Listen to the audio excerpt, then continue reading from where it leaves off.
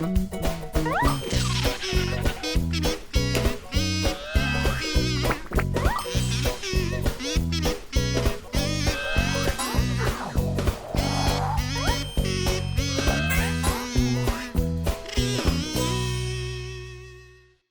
gente, tudo bem com vocês?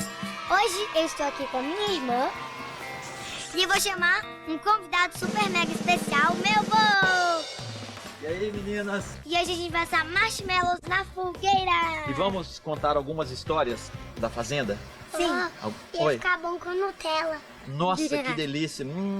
Pra montar a fogueira, a gente primeiro vai fazer uma base, uma lenha maior assim. Vamos fazer uma base quadrada pra ficar bem bonita? É.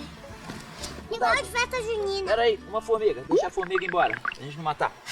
Isso, sai formiga. Igual uma festa junina. Igual uma festa junina.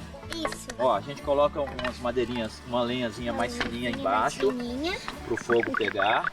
Ô, Dentinho, olha quem chegou. Olha, E aí, Dentinho, nosso convidado especial, passa ele pra lá. Vem, Dentinho. E agora a gente vai acender a fogueira. A gente só pode fazer essa brincadeira com a ajuda de um adulto. Bom, então vamos lá. Primeiro, afasta um pouquinho, por Ok. questão de segurança, né? Isso, porque eu já coloquei aqui no jeito. Dentinho, você podia afastar um pouquinho também. Mas Pronto, já acendeu. Ai, cheiro bom. Gente, agora a gente pegou o marshmallow.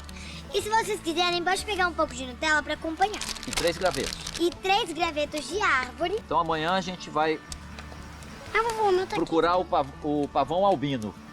Albino é todo branco, é um pavão que apareceu, dizem que apareceu, e a gente vai tentar encontrar ele na fazenda. Que legal. Vamos tentar chegar bem perto dele, quem sabe até fazer um carinho. Se a gente conseguir achar o pavão albino, depois a gente podia, sabe, ir pra onde? Na trilha do gorila. Sério, tem um gorila enorme dentro da floresta. Uma trilha bem legal. Vamos pra lá. Não, mas vai eu, você e Pietra, não tem problema. Dizem que o gorila é bem mansinho. Ele tem uma cara meio brava assim, me falaram, mas acho que não tem problema não. Vamos tentar achar o gorila amanhã na trilha, na trilha do gorila?